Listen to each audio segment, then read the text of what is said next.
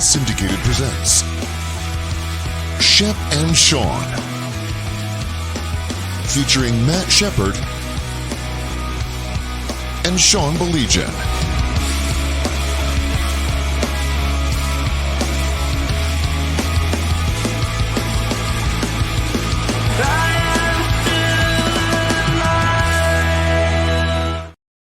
You know, normally we start at 8 o'clock, but tonight I needed an hour. I was so confused with all the math that was going on in that NHL draft lottery show, and them constantly looking over at the guy going, Robert, it's time. I thought it was like some spy thriller. You know, it was crazy. And then, Shep, like, honestly, you add John Buccigross to anything, and it automatically becomes 48.1% worse. That was awful, Shep. I don't know if you saw any of it. I'm not saying that because it's just stupid. It's stupid. Well, all right. I'm not going to disagree with anything you said, but I always like to play devil's advocate. What should the NHL do with their draft lottery? Everybody else makes a big deal out of it. This is the perfect time to make a big deal out of it. Why shouldn't they make a big deal out of it? Shep, I know this is going to sound crazy. Okay. But you know I love to come up with crazy, far-fetched ideas. How about you assign the draft picks in order of finish? Well, did anybody think of that? Did anybody think of that? Huh? I think they did that in the past. I think the scary thing, as you well know, is the tanking aspect. Just because they do it in the NBA doesn't mean they do it in the NHL. I think it's harder to do it in the NHL. I don't like rewarding teams that are tanking, but I would like to see more proof by the NHL that's an issue or an epidemic similar to that of the NBA. It's a copycat world. It's not just copycat leagues. It's a copycat world, and perhaps that's what's going on here. I think there's too many teams that are in the mix for that. And, of course, it doesn't help that the Red Wings have never really benefited from it. So, I don't know. I would rather see them go in order as well. But are you not rewarding teams that aren't run well, don't win, and don't have the incentive near the end of a season to keep an audience and a fan base? Wondering? Shep, I oftentimes I look at the best league by far, and I don't think that using the NFL as an example is a bad thing in any way, shape, or form. I really don't. I think things work for the NFL for a reason. And I think this was Gary Bettman with his NBA background. I think he was looking for a gimmick, and he found his little gimmick. And I've said this for you or to you for as long as I've known you. I think you'd be a perfect commissioner for the league. And I don't say that because you're a friend. I don't say it because we do this podcast. I say it because you use common sense. I agree with you, what you said with Bettman. I don't agree with the NFL model. And the reason I don't agree with it, because it's two different leagues. You got one playing 82 games. You got one playing 17. I just don't think it's a fair comparison. I do agree that they should go by how you finish in record-wise. And I think they've incentivized enough teams now with the way they've expanded playoffs to actually keep it interesting down the stretch. So I think by adding that, if you want to call it a gimmick, go ahead. But by adding the two wild cards, by doing what they've done to expand the playoffs and give more teams an opportunity, much like the NBA, even though I think that's a complete joke, the play-in game, then you should do away with the whole, let's pull something out of a rotator that gives me a cold envelope. Thank you, San Antonio Spurs like. Shep, here's the thing, and I think you touched on this earlier, and I think there's more validity to it than anybody wants to shake a stick at. Show me the evidence in the National Hockey League that teams are tanking. Right. I want to see it. Yeah. Now listen, back in the day, this is I'm talking 30 plus years ago. I'm convinced that Quebec Nordiques did. Convinced they did. Why?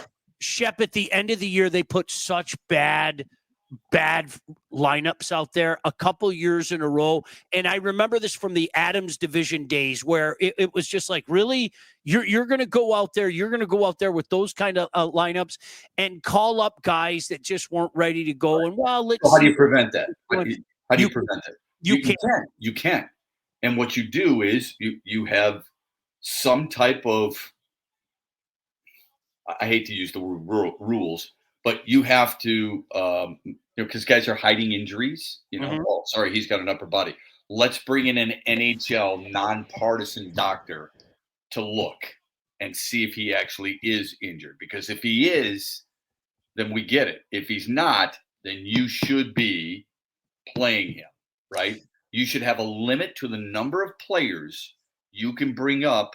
Let's say, much like Major League Baseball does. Look, if you want to copy leagues, I like that. Ahead. You want to copy the NFL? I like that. You want to copy the NBA? Here's what you ought to do with Major League Baseball. You're allowed X amount. I don't have the right number. You would, Commissioner.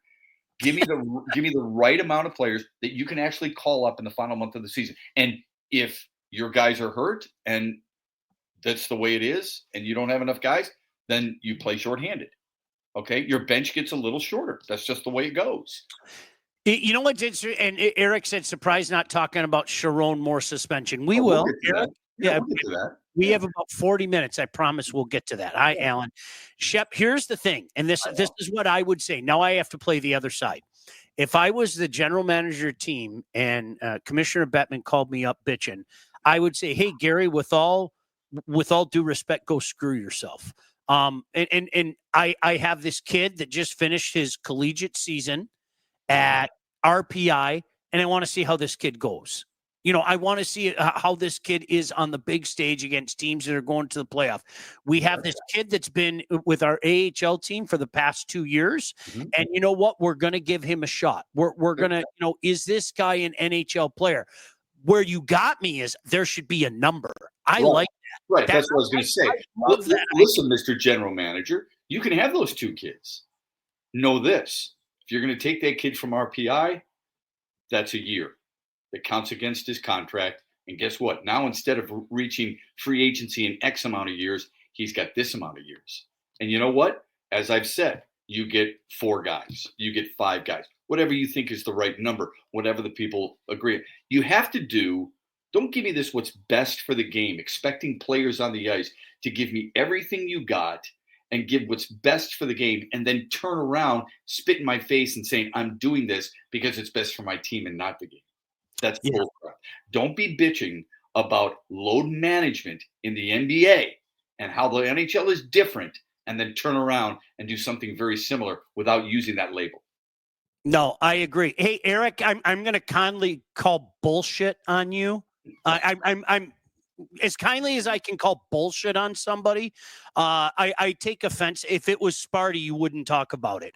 I would tell you to bleep off, but that's probably going too far. So instead, I will say bullshit. I've never been that guy and will never be that guy. I will also remind you, Eric, and I bet I could find the receipts if Todd and I wanted to. I told you 8 months ago this day was coming. It's not my fault you didn't understand what was going on with Michigan. And even today, Shep, people were sitting back going, well, wait a second. Burgergate's all done. They're just getting to the Connor Stallion stuff. Okay? So we had all these conversations like 8 months ago, just to let you know. And I told you these days were coming, and the NCAA was going to finish their investigation. And they were, they already got the notice of allegation. And then when things start to come down the pipe, what's going to happen is Michigan's going to go, whoa. Okay, well, if we self-report, maybe the NCAA won't come down too hard on us. Shep, it is one of the most misunderstood things. And please tell me you remember this. I could find the receipts. I remember. And to your credit, you also did talk about Mel Tucker when Michigan State went through that. Absolutely. So I'm going to call bullshit. Be fair. Take shots that are valid. Shep, it is all today. I constantly talk to people that simply could not understand that was one thing. And now we're talking about the Connor Stallion stuff.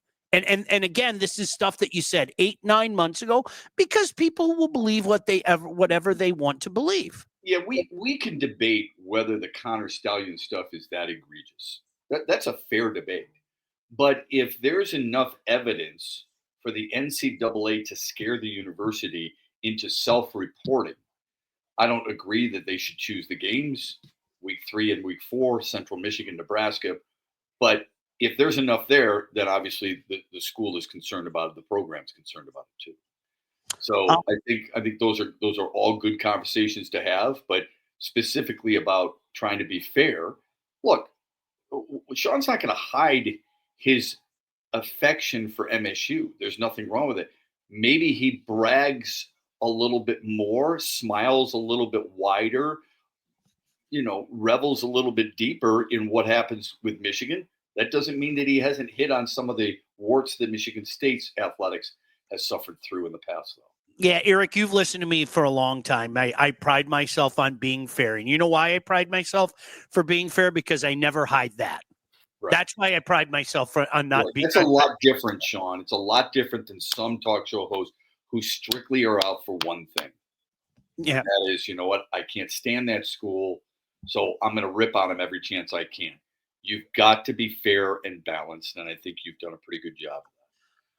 Somebody asked, so who are the top free agents? There's Mitch Mardner, Ellers, and then a bunch of guys. Really, you don't want Tavares.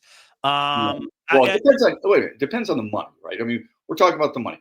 Matt Duchene's a free agent, right? Aaron Ekblad, the defenseman, is a free agent, right? So, I mean, a lot of this, you could talk about the best free agents available in the NHL. You have to associate a price tag and, unfortunately, their age associated with it, because that's all part of it. You and I both know, we've talked about this for a long time, who are the guys that can help this team as a number one center. Who are you going to get in that regard? The question is not whether or not Sam Bennett would help this team. I think he would. He's not a number one center. And would you pay the amount of money that he may require as a free agent? The answer to that is probably no. And I'm going to be interested to see what Tavares gets on the open market. I mean, if you got like a Patrick Kane deal, that would be incredible. But the likelihood of that not is very high of that not happening, especially a guy at 34 years old. But Shep, let's get into it. Alan said, was it right to let go of the MSU AD? I'm interested to hear your thoughts, because I'll say this. Right, he was a good man. He didn't do anything that deserved to be fired. Period. But this is a different era now. This is just being a good guy who's done a nice job. That doesn't mean anything. Otherwise, you and I would not have been looking for work. It doesn't really mean as much about that. And I'm not saying I totally disagree with you when you say he didn't do anything to get fired, but he didn't do anything to prevent himself from getting fired either. In other words, like you said, there's a new landscape in college athletics. Yeah, you got it. And if you're not willing to go all in on that, knowing that that's where everything is pointed, then you are derelict in your duty. Now, in talking with, and it was interesting, last Wednesday night, I was at the Detroit Athletic Club, and they had something on the NIL. And Tom Izzo was talking at it. Greg Campy talked at it. George Gervin was on the front, and so was the president of the NCAA. And we asked a lot of questions about NIL. And Izzo said something that I've said for as long as this has been around. This isn't NIL. It's paid for play. 100%. We all know that. And people, so that's why I cringe when people talk about NIL. But in talking with a lot of the Michigan State donors and some Oakland University donors, their problem is right now, look, you keep coming to ask us for money over and over. And we're talking about not just hundreds of thousands, in some cases, millions of dollars from these guys. If you're going to ask me for the money, I want to see it put into play. Where's the ROI? And if Alan Haller, who's I've met and talked to a number of times, really good guy, like you said, if he's not willing to go there, you're going to be left behind. You got it. And then if it's too late to catch up, and you know this, Sean, if it takes too long to catch up, are you able to catch up? I mean, look at what some of these schools are doing right now. It's amazing the amount of money BYU is bringing in slobs of money. Michigan State's got to get with that program. And I think that's part of the reason. Yeah. That's 100% the reason. Shep, it is. I don't think he did anything per se. He wasn't equipped to deal in this. And you bring up the money part. Here's the interesting thing, okay? We all know about boosters. We all know about getting donations. We all know about ex-athletes. Matt Shepard's going to share his millions with Central Michigan, okay? In the past, Shep would give $5 million to build the Shepard family practice facility, okay? You can see it there. That is going to be a monument. Did I just swear? No, that's my money. That's the going money to Central Michigan. It's Okay. about $7.83. Go ahead. But Shep, you can see that that's going to be there for the next 40 years. Yeah. This is a phone call that's going to happen every single year. Hey, Shep, sorry to hit you up again, man. I know you gave us $5 million to get this quarterback last year, but can you dig in? There's this running back that we really, really like that we think will put our offense over the top. This is something that's going to happen year after year after year. And it's a real catch-22 because you're talking about labor laws and things like that. So what do we do? Is this employee, employer?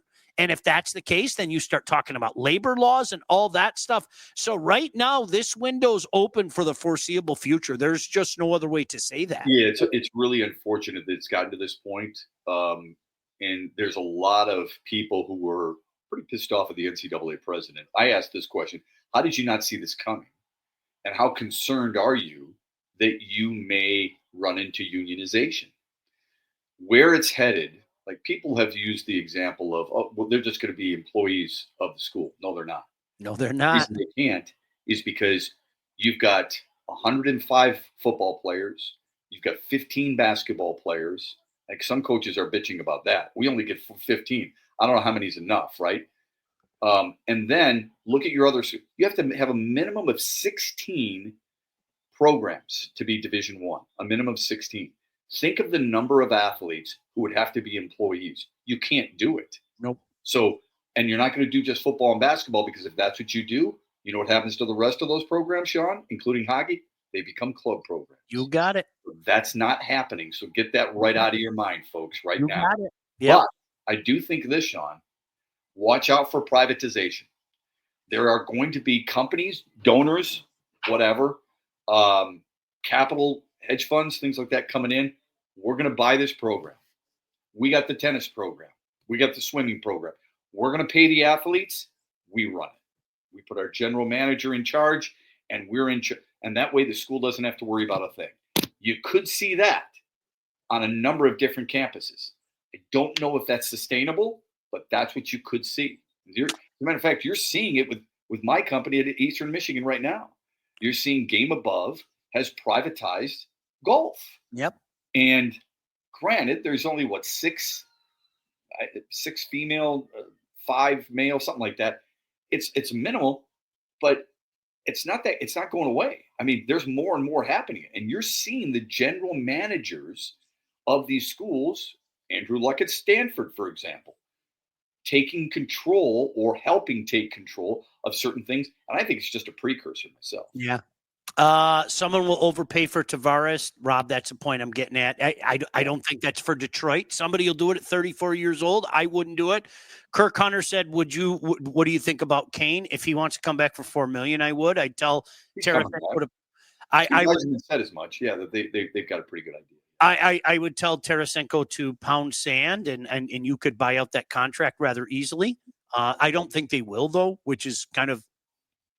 He said some weird stuff about that, though. He's like, I know. The numbers weren't indicative of, in so many words, the numbers weren't indicative of how well he played. I'm like, really? And then he said, well, and because he was pushing so hard, then he became frustrated. Oh, goody gumdrops. I want a pouty 34-year-old. Yeah, right. I'm with you. Hey, I almost texted you. I almost texted you last night. I was watching the Winnipeg game. It was thrilling stuff. Unbelievable theater. But I said to my son last night, I said, if Winnipeg loses this, Connor Hellebuyck's going to be available. He's going to get traded. If you're the Red Wings, you should be first ones in on that. Not because he's from here. Right. Look, dude wins 47 games, has a 2.10 goals against average, and somehow it blows up to over 3.5 in the playoffs, it's a problem. But maybe, just maybe, a change of scenery would do him good. But he did get the win last night, so I'm happy for him. But I was going to get your thoughts on that last night. He struggled. It was painful watching him. I don't know if you watched Game 6. It was painful watching him. And I'm not, Shep, I'm not trying to be funny. There is nothing like watching a professional athlete with yips. It bothers me. It really does. And he started that game out last night. But you nailed it, Shep. You want to change the narrative. This is your opportunity. You have a golden opportunity in a series that not a lot of people are giving you guys a chance at doing. You can change that narrative. There's no doubt about that.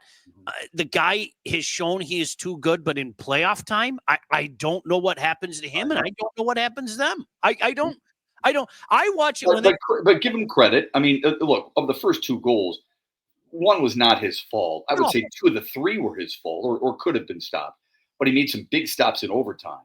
Yeah. And they did get the win. So I'm happy for them. Crushed for St. Louis, but happy for them. I just thought it was a fantastic ending, much like Dallas. The Dallas-Colorado was equally thrilling. I thought the Dallas-Colorado game was awful for 2 periods. I'm not being funny. I thought the first 2 periods were awful. I thought they both played tentative.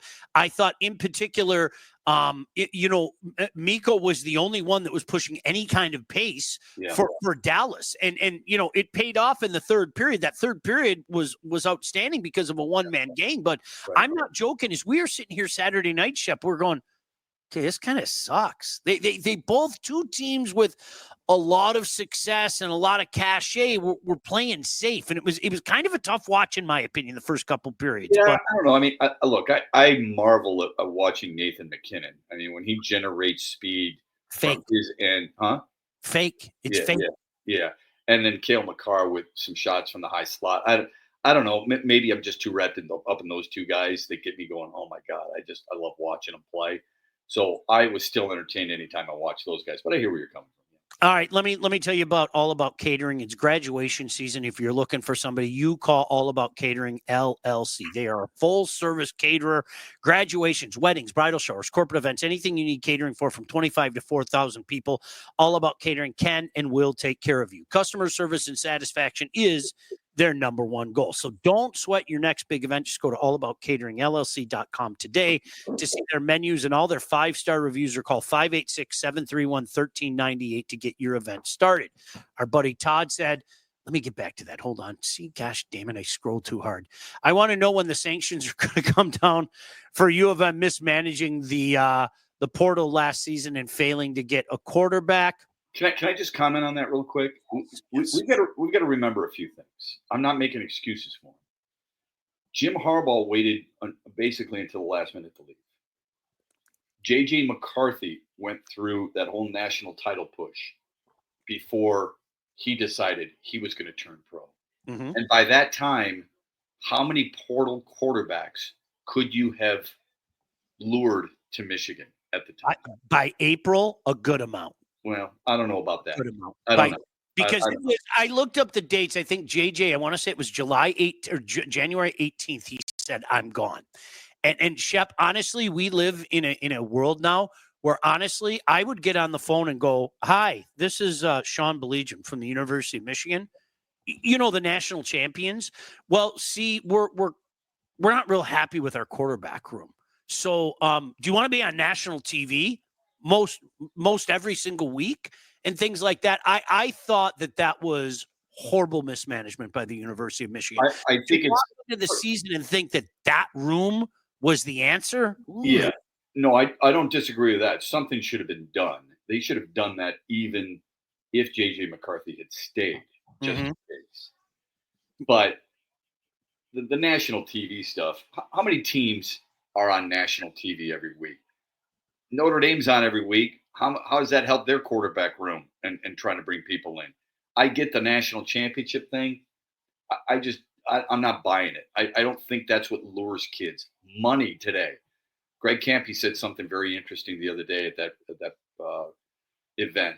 He said, "What used to be how are you going to get me to the next league?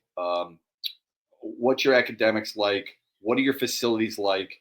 What's your schedule?" When those used to be the questions, now here's the question: how much when am I getting paid, and when does it start?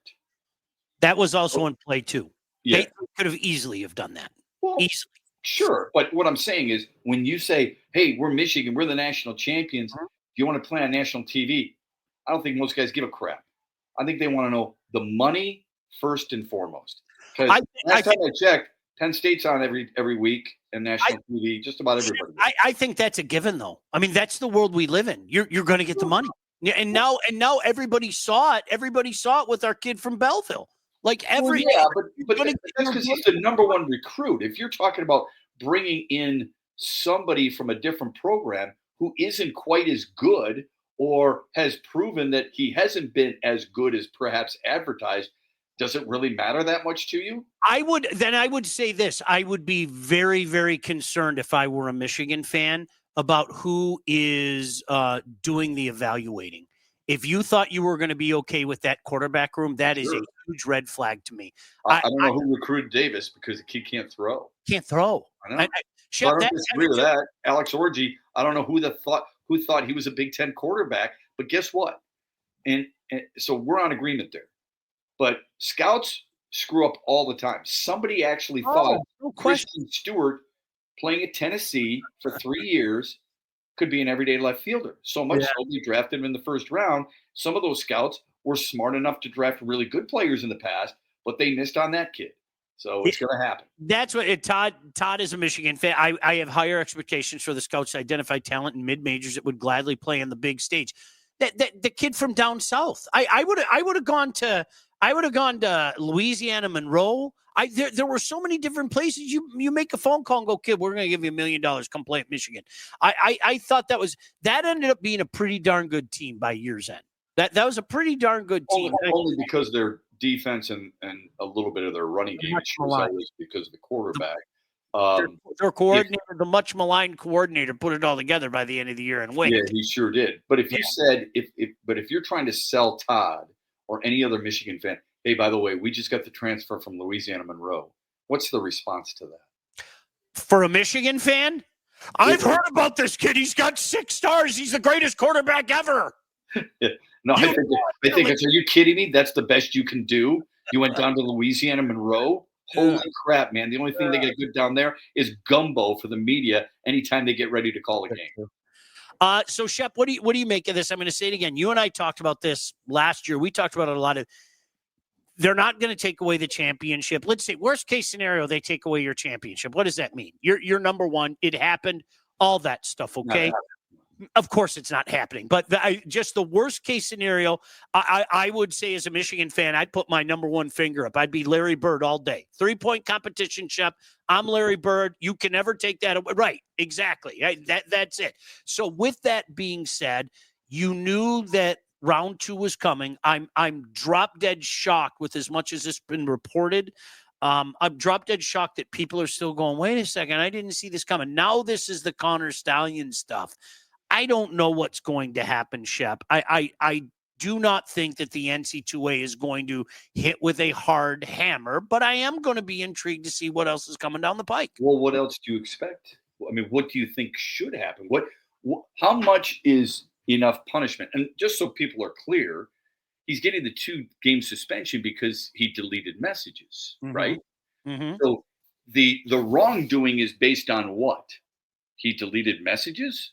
Or the wrongdoing is based on he was covering up what the people view to be an illegal act? Which is it? Or is it both? And I think that's to Sharon Moore. The question is what's going to come to the program itself. And that's what I'm intrigued at, because I hope, are we at the point now where we can be adults? That was him on the sideline at Michigan State. It was him. Yeah. It was him. And it was funny because a lot of people, Central Michigan, that was against Central Michigan. It was him. Like, we all know it was him. It's like that was the stupidity of it. Oh, can you prove it's him? Yeah, okay. And he didn't remember it. All those things. Shep, I'm sure there's. I misremembered, Sean. Rafael Palmeiro. Rusty Harden. That was the best. then, obviously the buying the tickets and doing it under his own name, he was a dumb guy. I mean, this is Connor Stallions related. I don't even look at Sharon Moore. This is Connor Stallions related. I think the funny thing is, and this is just my guess, what the NC2A is pissed off at is Michigan trying to play like we didn't know who this guy was, Right. and he wasn't really associated, even though there he is with his game ball and all that stuff. Right. That's the devil in the details. 100%. I think a lot of things that the NCAA, though, a lot of things that they do runs hollow to most fans because they've proven they don't do things very well. They've proven they don't have much foresight. They've proven that there are double standards. So how much are really people looking into this and saying that is just or unjust?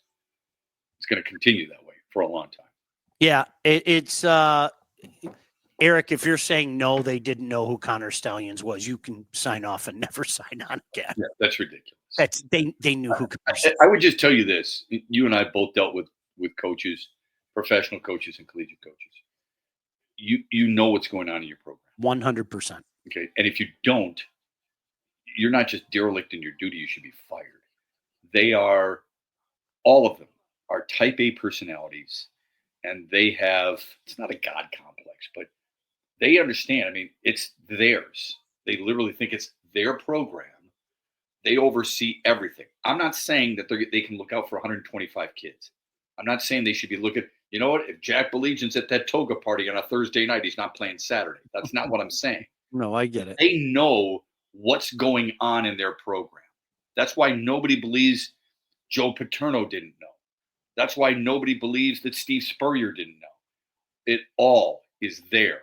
And if you're not involved like that, if you don't know what's going on in your program, you've lost control and you don't deserve to have a program. Right.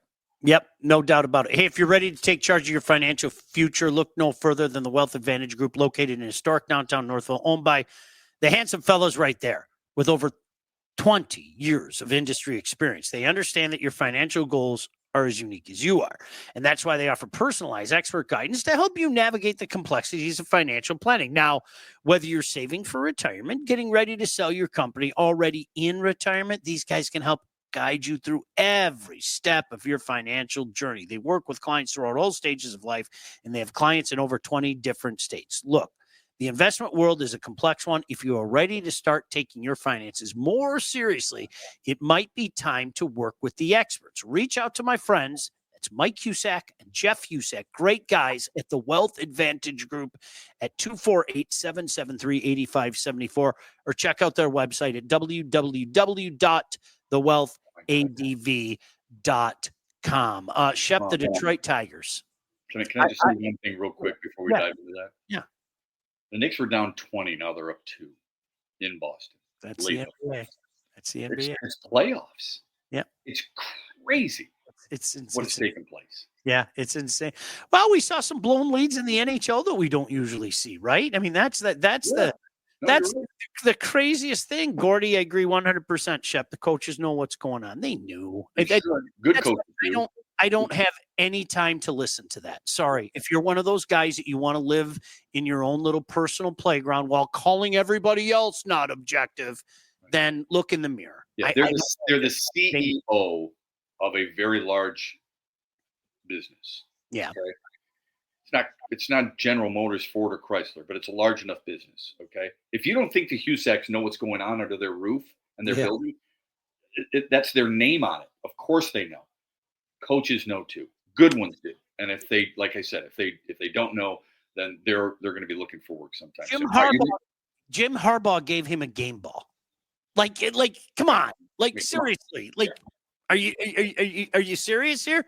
Shep, the Detroit Tigers, I told you a few weeks ago, I'm done wondering why and how and all of those things that I normally do. I'm done wondering. I just know this is a pretty darn good baseball team right now. And here's a team that's leading in run differential. That's number one. Here's a team where their best player in WAR is a guy by the name of Javi Baez right now. The same Javi Baez who has a 300 batting average and is over 800 in OPS right now. Yeah. I'm done asking how and why. I'm just accepting they're a pretty darn good baseball team, and they have, in my mind, and I don't think you'll argue too much with me, the best manager in the game, a guy who feels the game like no other. I mean that. Yeah, I think he's the best. He's one of them. I mean, Terry Francona is pretty damn good there in Cincinnati. Dave Roberts is really good in Los Angeles. I think Doug Melvin's a really good coach or manager in San Diego. But I would agree with you. I mean, I've always spoken highly of AJ Hinch. I think he's brilliant. I think he's a great communicator. The thing that should leave most Tiger fans encouraging, and I'm going to be the stick in the mud, and I'm just going to hold off. All right. I mean, I'm not. I get it. I'm not judging this team on 35 games, but they've been really impressive. The thing that should leave you most confident is their offense is clicking. They are top 5 in home runs now. They are top 10 in slugging, top 10 in OPS. Those are the things I said that they needed to do. You and I, before the season, I wanted Teoscar Hernandez. I wanted Anthony Santander. I wanted guys who could play every day. I wanted guys who could leave the yard. Now, they've been hitting homers in friendly ballparks. Los Angeles is friendly. Houston is friendly. They've had 16 homers on the road trip. That's impressive. They had 34 runs in the series against Los Angeles. Their last 6 wins, they've scored 7 runs or more. The weak part we thought of this team, it's power. And that's the way the game is played today. The NBA is a 3-point league. The NFL is a passing league. As much as you and I like Chuck Foreman and Earl Campbell and Chuck Muncy and the like, that doesn't work anymore in the NFL. You have to adjust. In baseball, it is about power, Sean. Damn it, it's about power. Detroit needed to prove they've got power early on, especially on this road trip. They have proven that. That should leave you really positive about where they're going. Shep, that was one of my biggest concerns, and I know I shared it with you. Who's going to hit the home runs on this team? Who's going to? They're third in the AL right now. Yeah, 5th overall. Right. Yeah, look who's out right now. I mean, and they're doing it with guys that. Yeah, but Parker Meadows and Matt Vierling aren't home run hitters. Well, they're certainly going to add more than some of the guys that are there. Pardon me, Justin Henry Malloy has no business being in the major leagues, right? I mean, that's the kind of stuff. So I said it. You didn't. Shep didn't say it. So if somebody gets mad, Sean said it, not Shep, right? It's one of those things. Listen, no, I mean, who says you're wrong? And I'm not going to totally disagree with you. I didn't think Trey Sweeney belonged either. And then you saw him go four hits and 6 RBIs, the first Tiger shortstop to ever do that in a game. I didn't think he belonged. Okay? So we can be wrong. It happens. Just like people have been wrong so far, not necessarily for a full season. They were wrong about Casey Mize, wrong about Spencer Torkelson, wrong about Javier Baez, and, by the way, when Riley Green was 1 for 32 with 19 punch-outs, and everybody wanted him sent down, and I said, take it easy. He's not broken. What's happened? He was named Player of the Week this week. Yeah. Oh, my gosh. We overreact. And it's not just fans. No. You know that. It's the media going crazy with it, too. How? Let's open up a phone line. Riley Green should be sent down. It's ridiculous. Torkelson's a bust. Mize is a bust. Baez, buy him out. All this other stuff. I understand why people get certain emotions, but you got to be careful on that stuff. The other thing I would say about the Baez thing, and look, 3 years, horrible. So I don't think this should change your mind about him yet, but you should be happy for him. I got a lot of people telling me, come on, man, he's a bad example for the young players. Bullcrap. They like him a lot. He's a good dude who the players like him in that clubhouse. That doesn't mean you keep him. It doesn't mean he warrants the salary he gets. But the players respect him and they like him because they think he works really hard. Shep, and that's, listen, I'm trying really hard to put the $25 million on the side. I am. You can't. And you can't. Okay. So, but at the same time, you know what? I would rather have a Javi playing well in the field, having an 800 OPS and a 300 batting average than that disaster, that hole that was in that lineup last year. Period. End of story. So if this is the best version of Javi, I'll take this best version of Javi. Well, how about this aspect of it? In Boston, they acquire Alex Bregman, who's a 2-time Gold Glover, a World Series champion, a multi-silver slugger, one of the better third basemen of his era. I'm not saying he's the best, but he's one of them. And the Red Sox third baseman, Rafael Devers, who can't field a lick. I mean, your two dogs field ground balls more easily than he does at third base in Boston. And he's complaining left and right. This is my job, blah, blah, blah, blah, blah. Worst defensive run save of any third baseman, right? What is Javier Baez doing for Detroit? Oh, you need me to play third? I'll play third. You need me to play center field? Never played it. I'll play center field. Where's the love for a guy? If we're going to rip on a guy, we have every right to, based on the amount of money that he makes and the underperforming. But when a guy performs and has that type of attitude to help his team, where is the appropriate attaboys there? He deserves it. Now, let's see if he can continue to do it, Sean. He deserved it. It's still a horrible contract. Like, and I know we're in agreement there. It's still, I mean, it's a horrible, horrible contract. And we'll wait and see. Hey, did you know that thousands of Metro Detroiters have already called Legacy Partners to get help with their home and auto insurance? Yeah, only because of this show. Yeah. Our friends at Legacy Partners are one of Southeast Michigan's top independent insurance agents. They provide a full-service, one-stop solution for all of your insurance needs, personal and business, large and small. Seriously, we did it. Had one talk with Alex. Alex called us the next day, said, boom, boom, boom. Immediately, we started saving money. Why?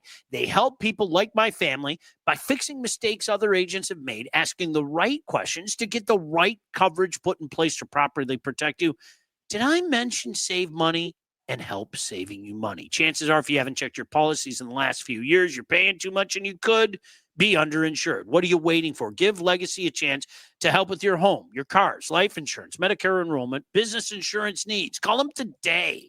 586-209-4106. Are you ready? 586-209-4106. Or visit legacypartners.ins.com. Shep, we only have a couple minutes to go. 209-4106. All right. I want to ask you a question. The American League right now. And you're right. Let's deep breath. Let's take a deep breath. We are only for the Tigers 35 games in. Okay. But are we allowed to talk about right now, when I look at the American League, there isn't one team that makes me shiver? Yeah. Am I allowed to say that? Absolutely. There's not one team in the American League that makes me shiver. Fair enough. If you're the Yankees, okay. If you're the Mariners, are you looking at the Tigers and shivering? Maybe their staff.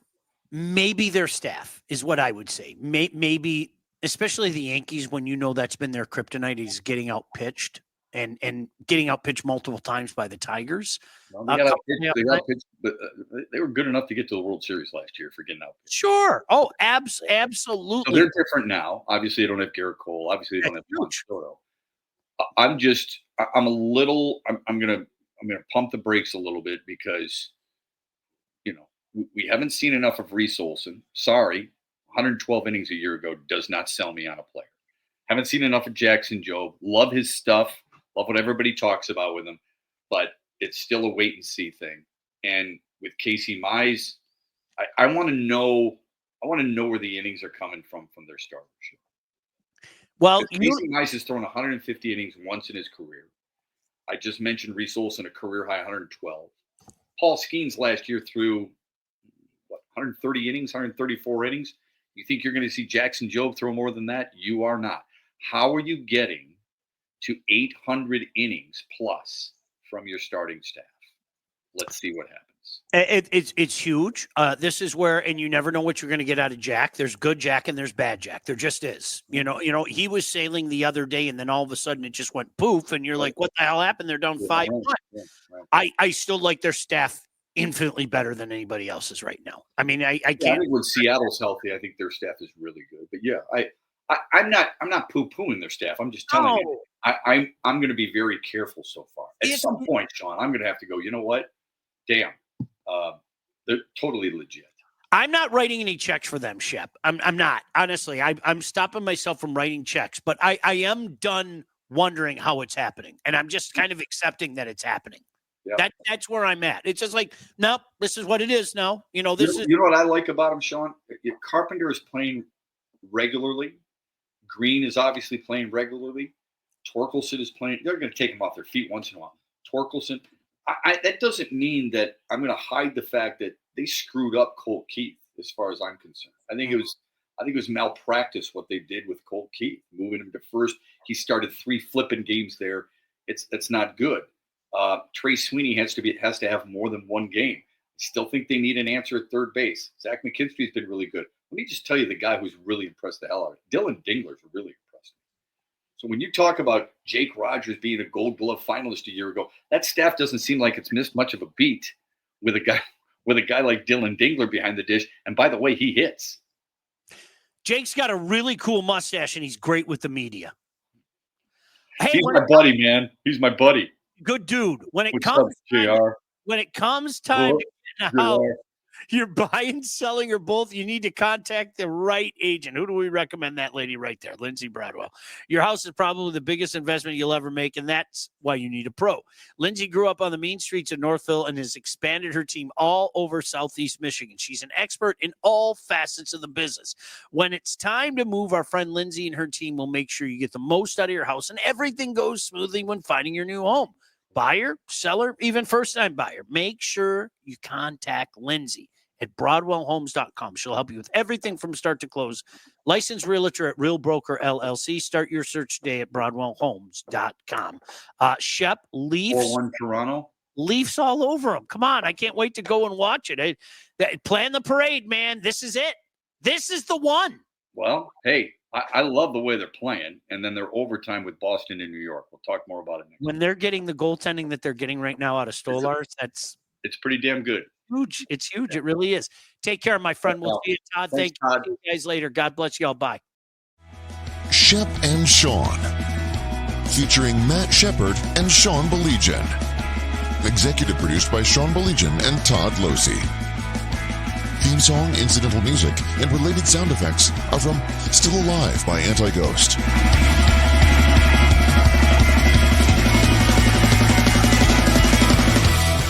Engineering, mixing, and graphic design support provided by the Unsyndicated Podcast team.